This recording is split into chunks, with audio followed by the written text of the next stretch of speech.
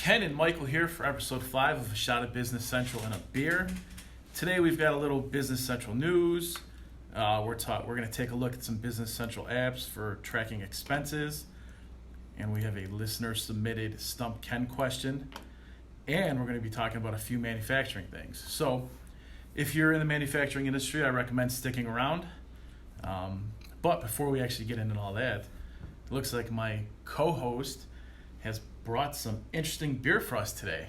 Why don't you tell us a little bit about it, Ken?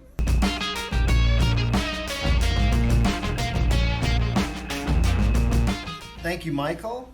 As always, I'm excited to be here and looking forward to getting underway with you here. So I couldn't help myself. I've already cracked open my first beer here. I was about to crack open. And today we're going to be drinking a beer called Omega Haze, produced by a company called BrickStone Brewery, based out of Bourbonnais, Illinois. BrickStone's been around for a while. They have a series of different styles of beers that people might be familiar with. And what we're drinking today is what's commonly called a New England style IPA. Very nice. Or also known as a hazy IPA or juicy IPA. Really? So those terms are all pretty much the same style of beer. It's an IPA with specifically made that we can get into here in a little bit. But when you hear the word hazy IPA, New England IPA, juicy IPA, those are all referring to actually the same thing. It's just different marketing, branding, social media awareness. People trying to separate themselves. Yeah. Nice.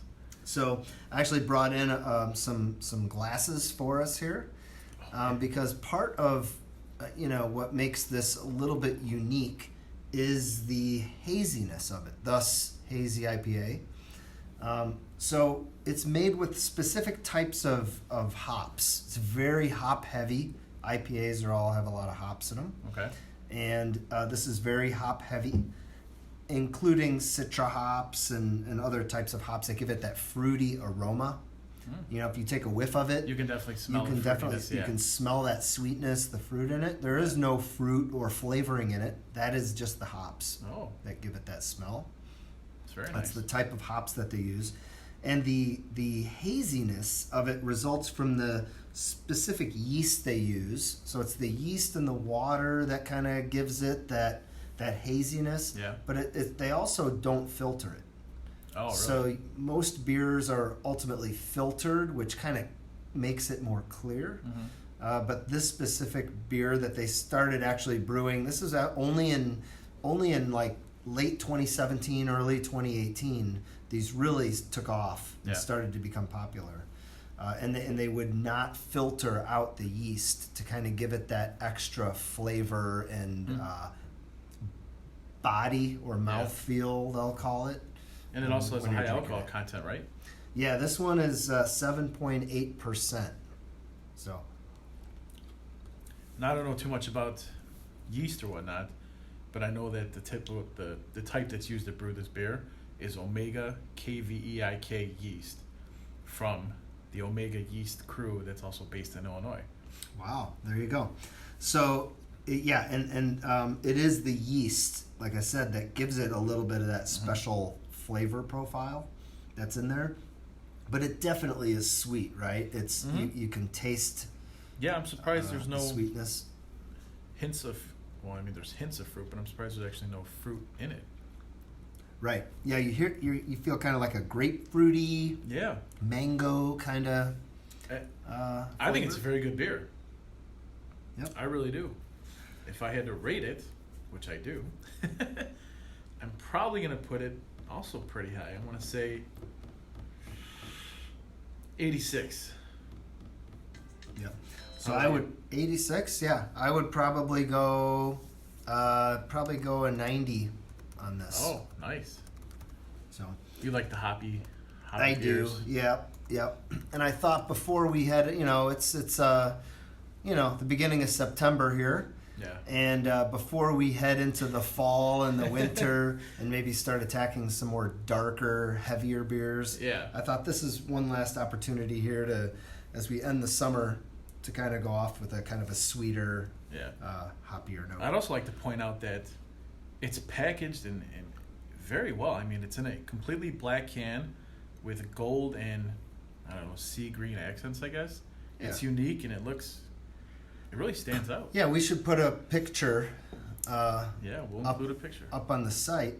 And I know, normally we don't talk about price, but I do want to point out stuff doesn't come cheap. Yeah. Certainly, there's more expensive beers out there, but this for a 6-pack comes in cans. Right. Was $15.99. Yeah, so definitely a lot more expensive than your typical 6-pack. Right. So I probably can pick up a case of Miller Lite for the same price. Here you're getting 6, but you do have this, 7.8% alcohol content.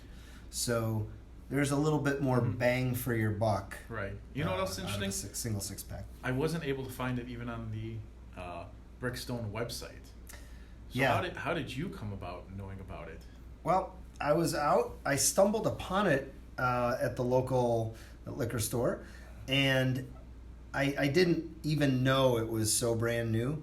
But once I found it, I looked it up, and I couldn't find anything. If you go to Beer Advocate or Rate Beer or any of those sites where you'll see people giving feedback and information about a beer, nothing available. And what I found out was that BrickStone Brewery actually developed their first batch of this on July 9th. And then later in July started canning it for distribution. So it is a very new beer. Yeah. And our ratings are some of the first. Yeah, it's going to be around for a little while. Yeah, well, hopefully. They have the Hopped Up, or I think, what was it called? The Hopped Up or Hazy series? Yeah, Hazy series, yeah. Where they're doing a series of these hazy New England IPAs, slightly different profiles. Right, and I'm almost wondering if they're only featuring one at a time. So I think there's only one featured on their website right now, right? They may be. So maybe just featuring one. I'm not sure. Is that a good thing or a bad thing when you're drinking a beer and the company's website doesn't even mention it on there? Right, yeah. Maybe before you've actually tried it. It can be good after you try it if you like it. So, all right, there you have it. We're going to move on into the shot of Business Central next. All right.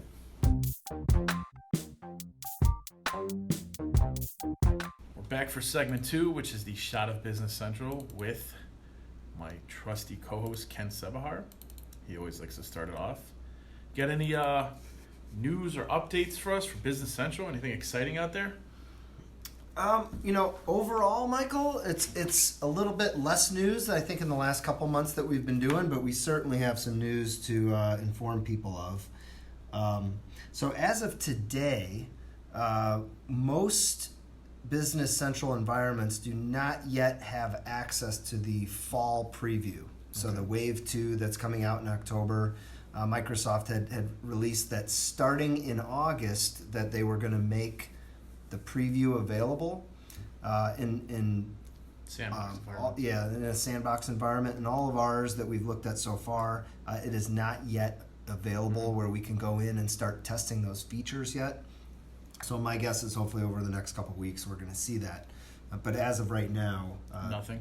That is not available, just so that people know they're not missing anything. Right, because Microsoft just says they're starting on August 2nd to roll it out for everybody in the sandbox environment. So it's not a hard date. Yeah, and if you want access to that new preview of the fall release, definitely contact your partner. So when your partner logs in, they can go into the admin center, and when the partner creates a new sandbox on your behalf, they can actually choose via a drop-down arrow if they want to do a sandbox for your current release or for the new preview release.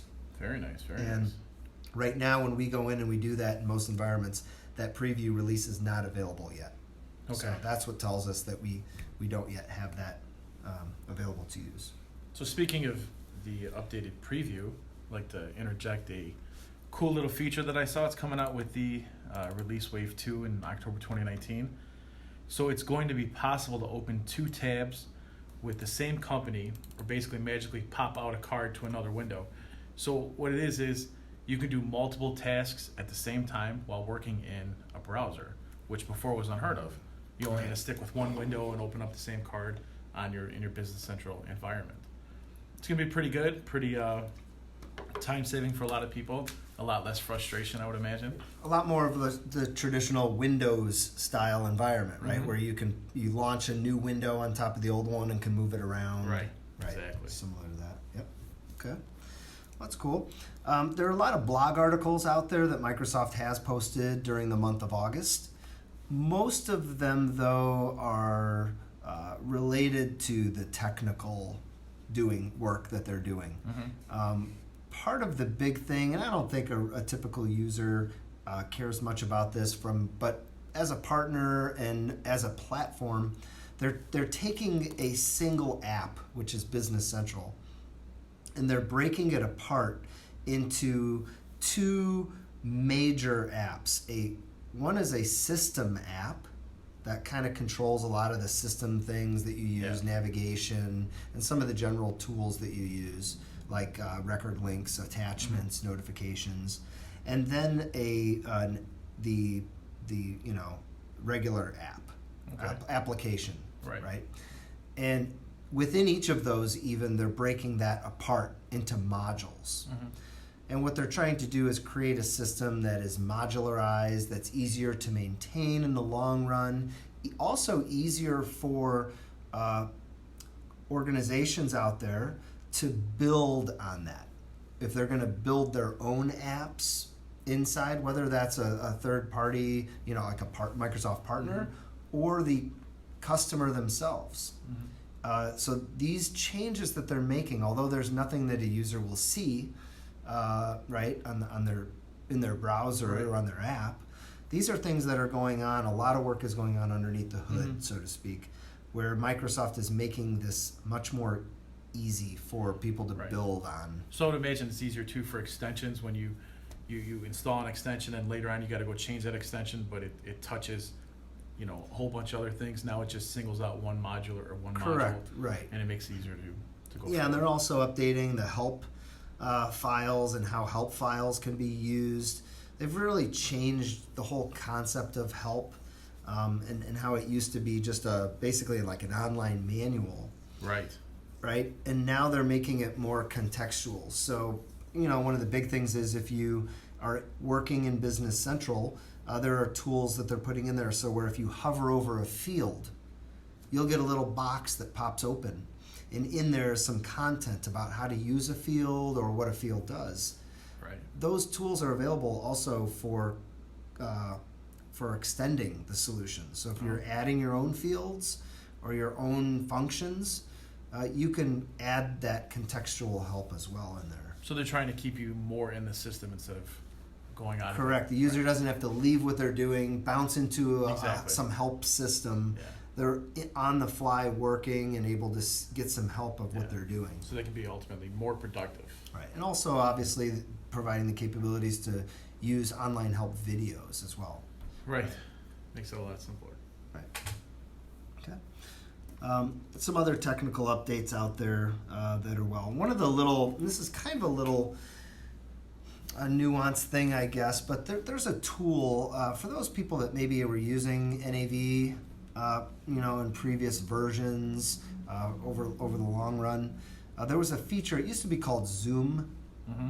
And what Zoom allowed you to do in the older product was open a little view that showed you all of the fields on the record that you were looking at, including what table you're looking at and what page number you're looking at. So this was really helpful for power users or other people who were trying to look in, and see what was happening with some of the fields that you maybe weren't looking at on the page. Okay. So what they've done is this feature is now called Inspect. So there's a way, if you're in Business Central and you want to look up information, they relocated where this is at. Oh, did they? So let's say you open up an item page, an item list, and you see, 7 or 8 pieces of information on your item list. One of the things you can do is you click up on the question mark up on your top right there, Yeah. where your options are help and support or keyboard shortcuts. If you click on help and support, that opens the help and support page with a lot of different information on it. If you look down maybe about halfway, 2/3 of the way down, there's a link called Inspect Pages and Data. And when you click on this, it opens a little view over on the right side of your page, kind of over where the fact boxes are typically located. Right. And it shows you what page you're looking at, what table. You can actually view a list of all of the fields that are right there and scroll down and see all those values. You can also click on extensions, and you can see what extensions are using Check this that page. page. Really? Right. And this is accessible on every page? Correct. Very nice. Yep. And there's also a link on there called View Table.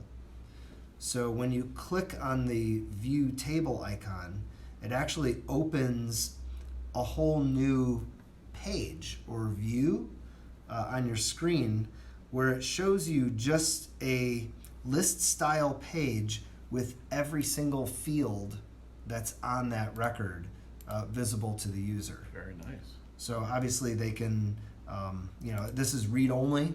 Right. So you can't, you're not Change everything, editing right. data in this view, but it's a nice way that the user can get to a list of like just a bulk look at all of the data See what's going on. stored on Yep. that table. Very, very nice. Yeah. Was that included in the last April update, do you know, or is it just something they added? I believe that was the expanded inspection tools as part of the April update. Oh, Yep. very nice. Yep. Although I think people have been reporting to us just very recently that, hey, where is this? The Zoom Where is feature? this tool? So, Yeah. we're still helping customers out with finding it because it did get moved from its previous location. Very nice. So I know that the Cumulative Update 10 for Business Central on premises was released last month. They release a new update every month. So number 10 came out There you go. this month, actually. Some new features, functionality. Yeah. The last little thing I have here is not really a news update, but just kind of a, where are we at as a partner with Business Central? We're managing, multiple customers that are deployed on Business Central. We're currently implementing several customers on Business Central. We're building extensions for them. We're implementing apps for them. Right. So, we as all of the other partners are, we're learning as well and working with other, app providers out there. So that's going well. But one of the areas where we've really been doing a lot of work is with Power BI, right?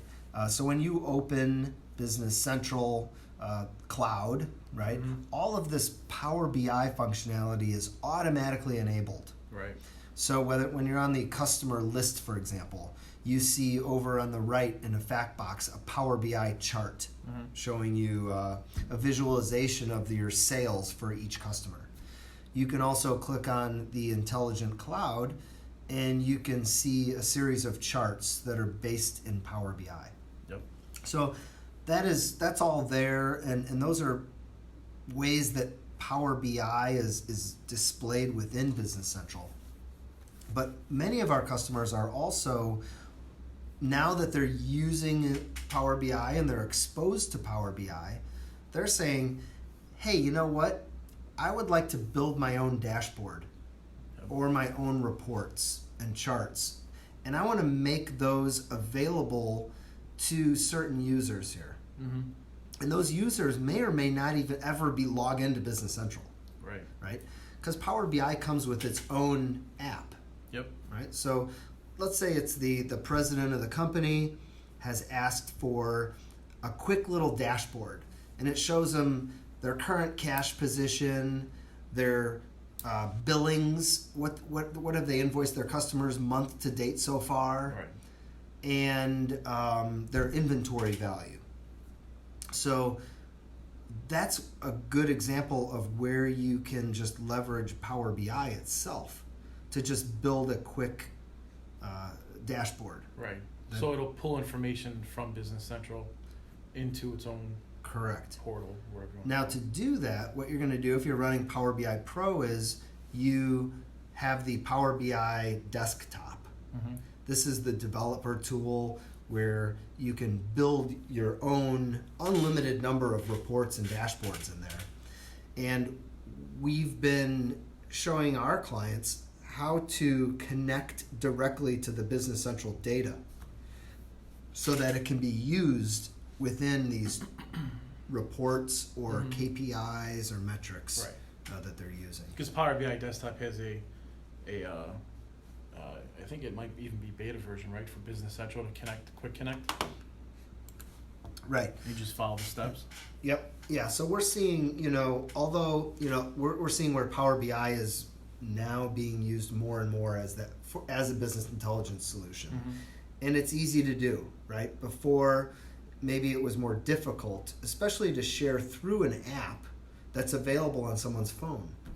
So, Mr. or Mrs. President of the company, wherever they are, they can on their phone open that app and just look at that quick Power BI dashboard to keep an eye on those key metrics that are important for running their business. Instead of having to go into Business Central and find each item or whatnot and wasting time. Exactly. Right. So Power BI is really known for visuals, I would say, right? Beautiful visuals and correct. Yeah. reporting. Yeah. Visualizations and looking at those key numbers that matter.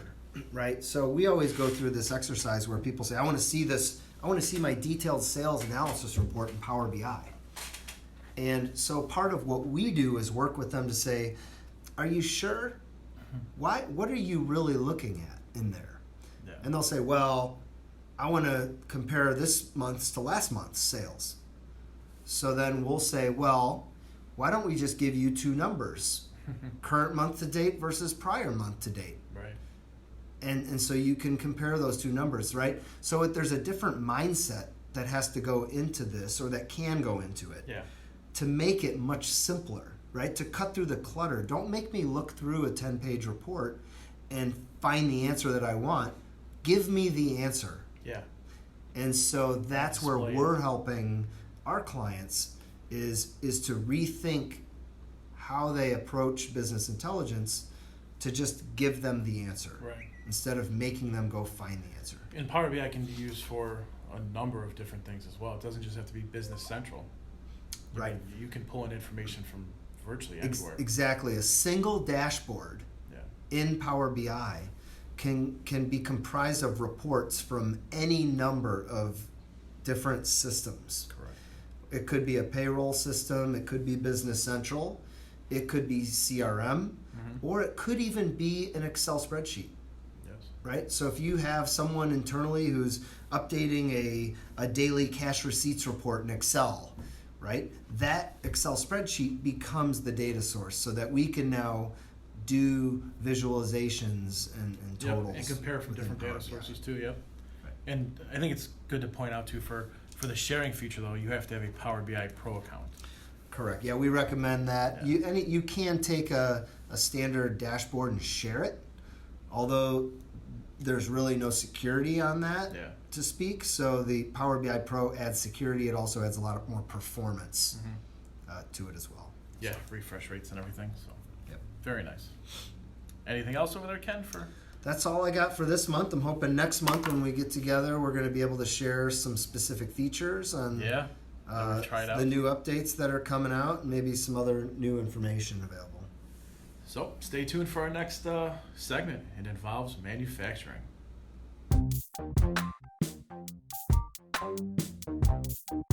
We're back for segment 3. We're going to be talking a little bit about manufacturing things today, primarily assembly orders versus production.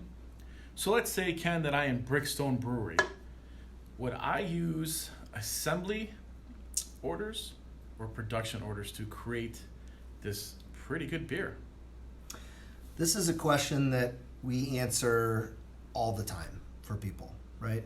In today's day and age, most small and mid-sized businesses that we're working with, if they have a product, they're not simply just distributing the product, right? They're not just bringing it in and sending it out. Right. They're adding value to it.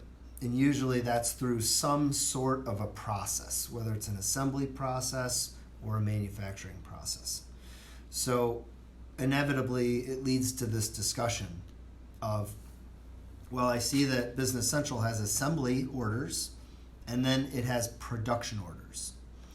What are the differences between those two, and what Which is right for me. which is right for me? Yeah. Right.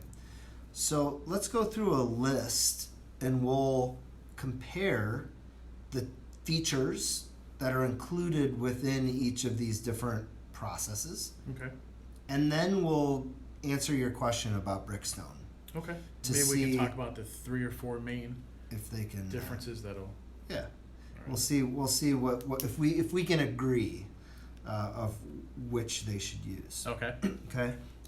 So the first thing is from a licensing standpoint, right? This has nothing to do with the product itself and the features, but from a licensing standpoint, the reason that people would want to try to use assembly is because it's included within the essentials package, Oh, gotcha. right? Which has a lower per user price point. Okay. If you utilize the production orders or manufacturing capabilities, that requires a premium license. So there's an extra little bit, charge for yeah. all of your users if you're going to use the production or manufacturing functionality, Okay. right? So that's the first thing. And that's why it's important for us to, when we work with a prospect, to make sure we know the answer to that up front, Definitely. right? Because we don't want to go to a premium solution when we don't need to, Mm-hmm. right? So we try to figure this out. So let's talk about a comparison of the two. So the ability to assign bill of material or components for a finished good item, that's available in both assembly and in manufacturing. Okay. Okay. The ability to assign labor cost to a finished good item, that also is available under both assembly and manufacturing, although how that gets done is a little bit different. Okay. The ability to roll up a cost for a finished good item, again, available under both assembly and manufacturing. Okay. Right? And the ability to define if I'm going to replenish an item either as a made-to-stock part or made-to-order part, also available under both models. Okay. So far, They're pretty similar. they're pretty similar, Yeah. right? I can create a bill of material, I can assign a labor component, I can roll up a cost, a standard cost, if you will, and I can define how I want to replenish this. Okay. Now is where we get into some of the differences.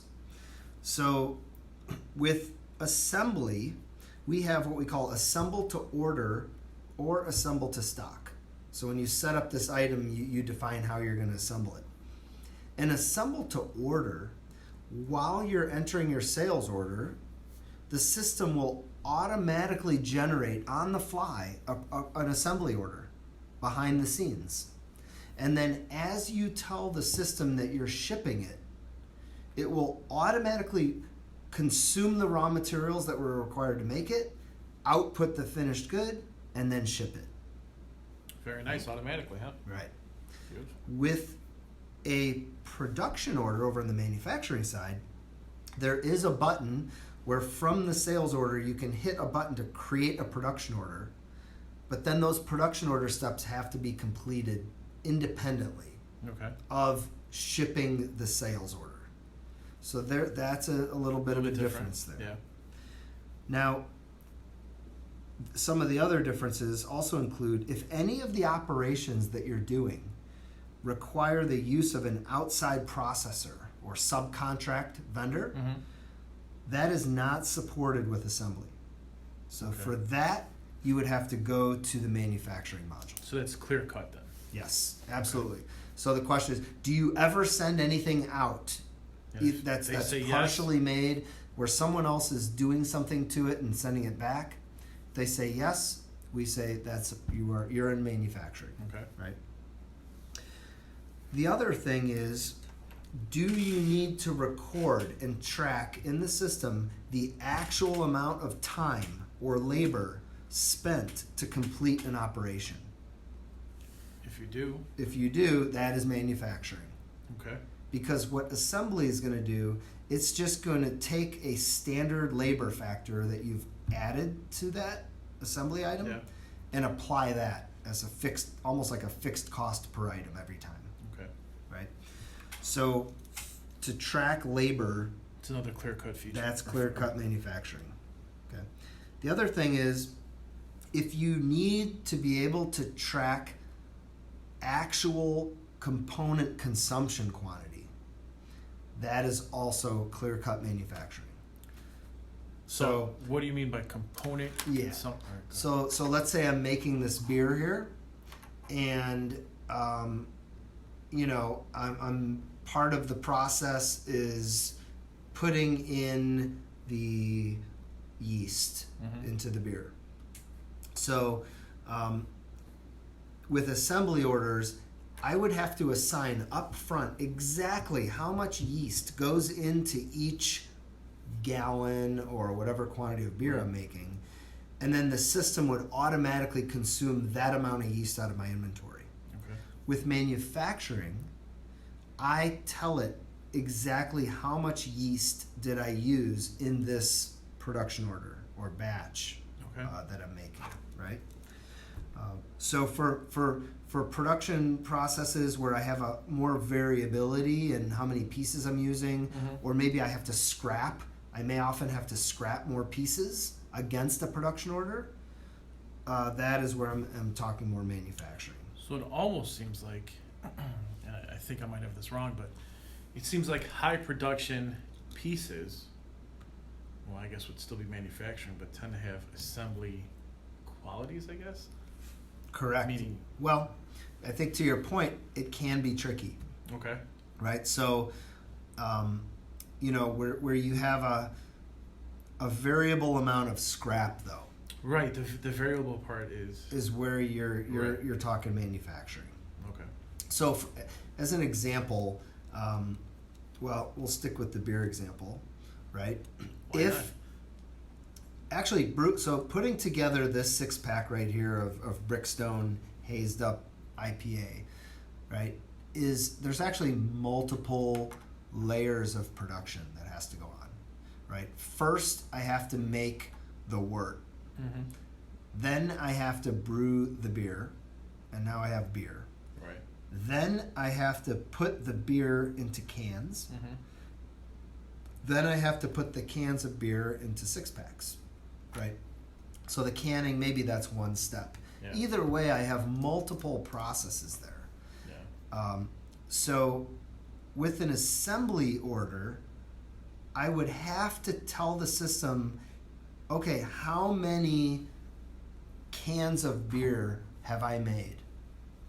And when I'm done, it backflushes the exact number of ounces of beer, labels, and cans. Okay. And 6-pack holders, right? So in that case, if I have scrap where some cans maybe get scratched or dented, and then I have to report that separately, that's where I get into manufacturing. Okay.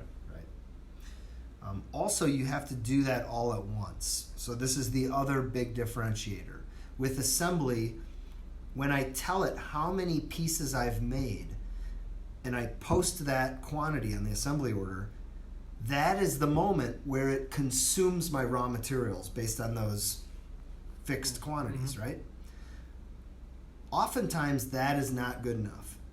Many times in a manufacturing environment where you have a process that takes, let's say, several days, they need to consume the raw materials on day one to start the process.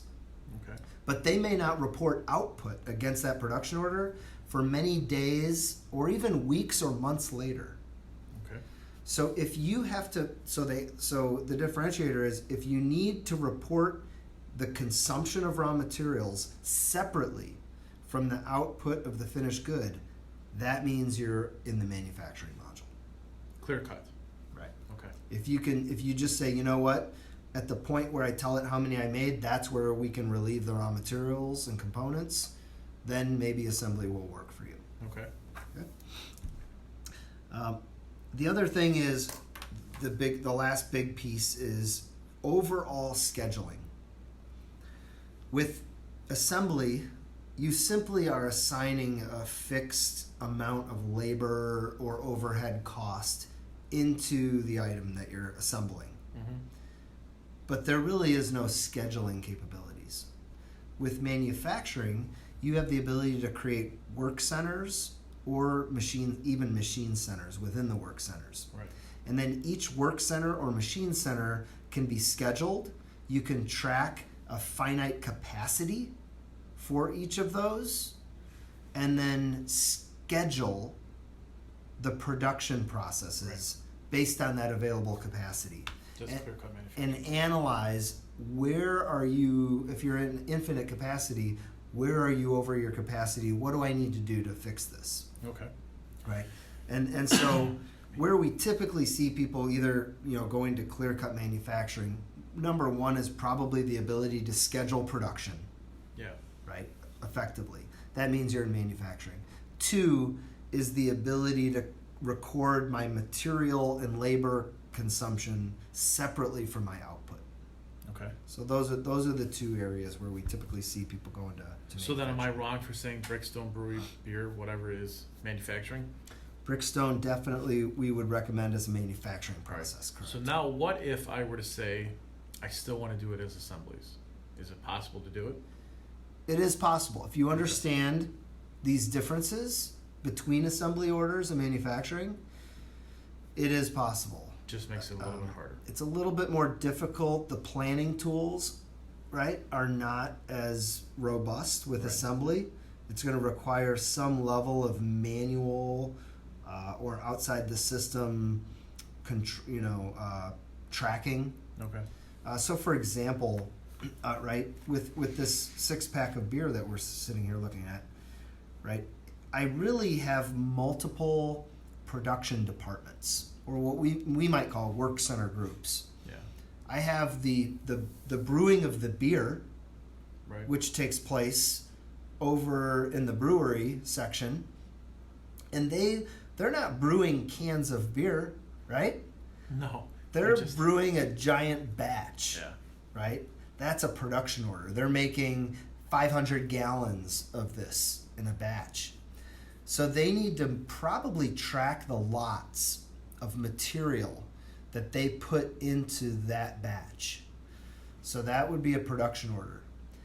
Then you probably have a completely separate department. Once they're done making that batch, you have a bottling department. The bottling department is responsible for managing their schedule and then consuming the beer that got made by the brewery. Mm-hmm. And they're going to report how many bottles or cans did they produce and get completed, right? And so you've got these different scheduling operations that have to go on. You also have the dependencies, right? I need to know if I'm managing the bottling department and I'm going to bottle some of this Omega Haze, that I have the beer available for me to use. If that beer isn't scheduled till next Tuesday, well then I probably can't bottle it until after that. So with manufacturing, you have a lot better visibility into those dependencies than with assembly orders. So when you're actually bottling, bringing the beer and the bottle together, is that considered assembling though? It could be. Okay. Right? Could be. It could be. So let's assume that part of the beer production process, because that takes weeks, right? So there are multiple operations or steps that have to get done. That has to be defined in a manufacturing routing for scheduling purposes, right? Because I brew it, it has to cook for a few hours, then I have to let it cool, then I have to transfer it, then it has to sit there and ferment, right? So that is a process. That production order is going to sit out there for weeks. I need to consume the raw materials at the moment I put them into the vat so that my on-hand raw material is updated correctly. But I'm not going to output that beer into finished goods as available until it's completed the fermentation cycle. Okay. Right? But now, let's say that I'm in the bottling department. Can't I just say, because maybe there is a fixed level or low level of scrap in the number of labels and cans and ounces of beer that I'm putting into each can. Okay. That could be an assembly order. So at the end of the shift, all I do is I create an assembly order, I tell it how many cans of the Hazy, Mega Hazy did I make, and it automatically removes X 12 ounces per can, plus one label, plus one can for each one I produced. So that's assembly. That could work, right? Our argument would probably be, why implement two separate processes? Right. Why put in place one set of processes and documents, right, and data for one part of your production process, which would be the beer brewing, in a whole separate process instead of documents and reports and data for the bottling? Yeah. So what we generally would do is work with the customer to qualify them, to say, are there any elements of your of your process where you require manufacturing? And if you do require manufacturing, then most likely it makes sense to just use manufacturing for all of your assembly or production processes. takes I won't say precedent, but takes or it is the precedent. So if you have manufacturing and assembly, you think you do, it should just all be manufacturing. Correct. Generally that is the case. Okay. The only other time would be the only other exception to that would be a true kitting environment, where they are literally doing the assemble to order, where they're never really building an order or working off an order. It's just the fact that they've pulled these items out of stock. We're going to consume the components and deliver a, quote, kit to the customer. Very nice. So that's kind of our process and how we go through it. Every company is unique. They have different expectations and different requirements. We work with them to define what the best process is. And this is where I think we add value to make sure that those processes are efficient. Last little point is, going back to our example here with brewing beer, the beer brewing process could be a more direct, or what we call actual costing, where we're consuming specific number of pounds of oats and wheat and malt, whatever it is, barley. Whereas the canning process, we do, even though we're using the more extensive manufacturing functionality, we can set up those items to backflush. So from an end user's perspective, even though we're using manufacturing, we can make it as simple as an assembly order for those specific items that are getting produced. So takeaway, when you hear manufacturing, don't always assume that it's as complicated or way more complicated than assembly. Correct. The system can be set up. We have a customer, they literally do that when they're done with making a batch of product. They will go in, they'll create a new production order, they tell it the quantity that they made, they refresh it with the components and routing that's expected, and they finish it. And we backflush all of the expected labor and material costs and output that quantity of finished goods. Very, very nice. So hopefully that helps people understand the difference between manufacturing and assembly. I believe it does. There's 3 or 4 clear-cut things that'll define which one is for you. But other than that, anything else? All right, and hopefully it didn't muddy the waters as much as it cleared it up. Cleared it up. And I enjoyed using the example of the beer. Yep, definitely a manufacturing company. Thank you for using that.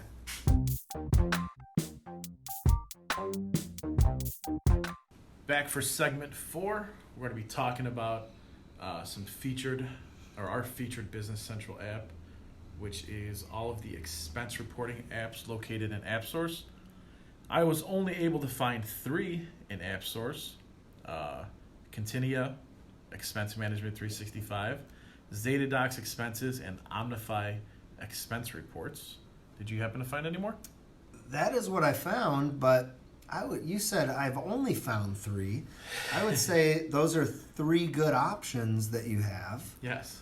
If you want to be able to track travel or employee expenses within Business Central. So out of the 3, which was your favorite? You know what? I don't know if I want to say a favorite here, but it looks like the Zetadox expenses provides the most robust features and capabilities. Okay. In terms of, it provides a separate app that the user can use on their phone or device. They can do the photo receipts and attach them using their phone. Approve expense orders. There's approval, right? Car mileage, tracking features, reporting. And they also have their own customer portal, right? Their own expense portal. Right. Where you can actually see what you've been doing. Yep. So I like that. The Omnify expense reports. And looking at that, it had similar features and capabilities. The difference to me looked like it was not delivered within its own app, but it was delivered all within Business Central. Yes. Is that right? Definitely. Does not. Yep. Doesn't have its own app, but is a lot more involved in Business Central than Zetadox is. Now, Right. Sorry, go ahead. No, I was going to say I actually installed all these, and Zetadox and Omnify both took 2 minutes to install, but Continia took me 6 minutes to install. So I don't know if it's. I mean, I know we're going by minutes here, pulling hairs and whatnot, but Yeah. 3 minutes, twice. I was long. probably setting up my fantasy football roster during those 4 extra minutes that it took me to install it. That's right. But they all have a free trial available. When I installed the Continia Expense Management app, it actually installed 3 total apps as opposed to 1. It installed an expense management app, a document capture app, and a core app, Okay. which was different than the others. Yeah, and I noticed with the Continia solution that there are multiple modules. It looks like probably from a licensing standpoint, right, is important. There's the Essentials module, which includes all the basic functionality to handle expenses. And then there's 2 different types of users. There's a light user that allows users to create expenses from their smartphone. And then there's a pro user that includes everything that a light user has, plus adds mileage and corporate credit card integration. So some extra features, you have to be licensed as a pro user. I have to say I'm not a fan of the pro user having to pay for the pro user to be able to record mileage. I think mileage is a definite must for all expense apps. I mean, it's probably the most recorded expense that there is. Well, they might tell you that you can start with the Essentials module and add later and only pay for what you need. It's true. Very true. They might. And then lastly, there's a payroll integration where if you need to integrate your expense solution for payroll, you can do that. And maybe that one makes more sense, right? Yeah. To separate onto its own, because most people, I believe, in the Business Central world aren't integrating their expenses with payroll. They're paying those reimbursements through AP checks. Yeah. Through the AP process. I completely agree with that, but right. Not the mileage part though. So, but it's kind of cool. I think what I like about it after looking at these expense solutions is I like that, first of all, that there are multiple options out there that are available for people to pick from. And I like that they all take a slightly different approach to it, right? So they're not all the same exact way that they license the solutions, Yes. how you enter the expenses or where you enter your expenses, and how they get processed. Which is the beauty of apps. Yeah, you get some choices. Right. So, and it's a typical, a great opportunity for partners or other organizations out there to build apps, right? Mm-hmm.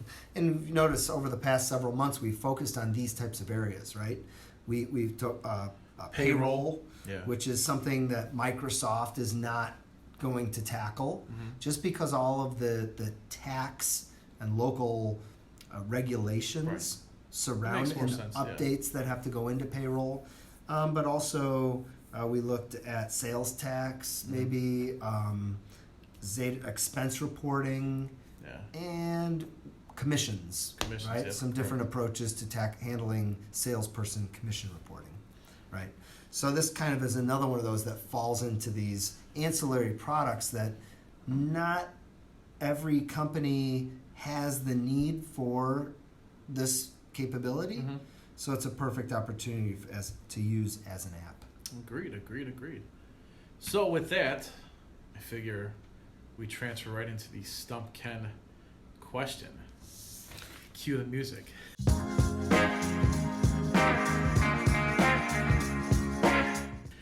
Today we have a submission from a listener named Cheryl. And Cheryl would like to know, is it possible to use the copy document function in Business Central even when some lines are blocked? Would you like me to elaborate? Even when some lines are blocked. Yeah, if you have some elaboration on that part of it. For example, let's say you want to use the copy document function, let's say on a sales order, to create a new document based on an existing document. Are you able to do this if the existing document lines have any items or resources blocked? And I saw you reaching for your mouse to Google it.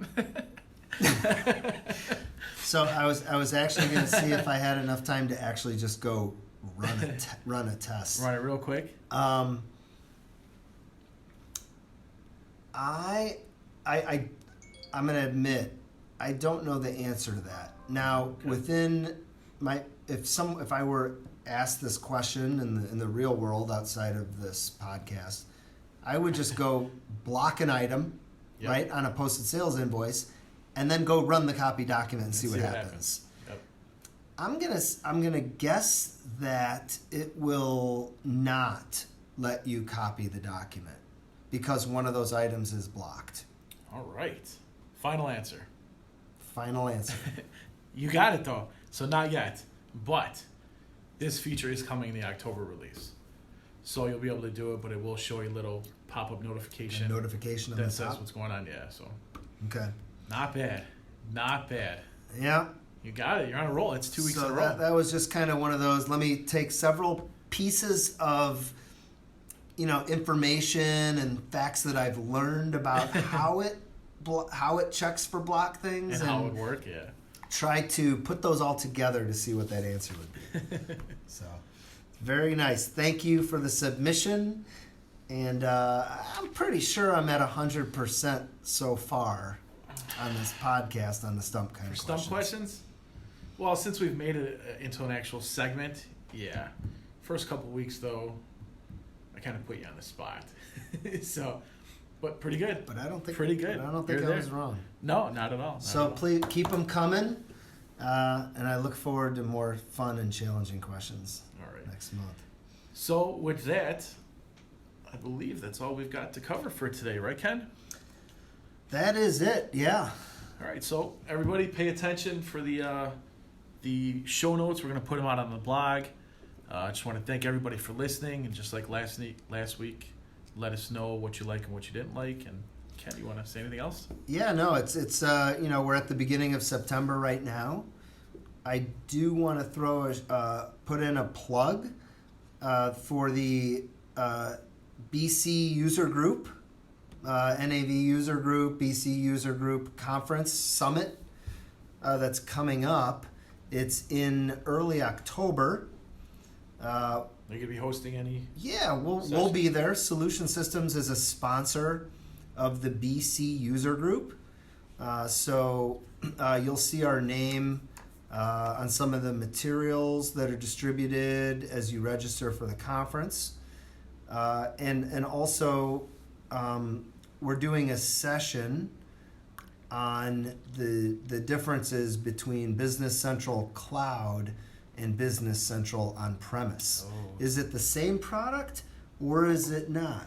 Very, very hot topic. So we're gonna dive into the details, during the NAVA BC UG Summit on what are the differences between these two flavors of Business Central. Sounds good. It's in Orlando, October. What better Orlando time in to go? October sounds like a good time for us, especially those in the north, to head down there. So we'll be down there. We will have a presence. We're looking forward to it. We love helping the Business Central community, meeting users, and also learning while we're there. It's a huge community of people that are super dedicated to Business Central, and also Microsoft has a huge presence there. Yeah.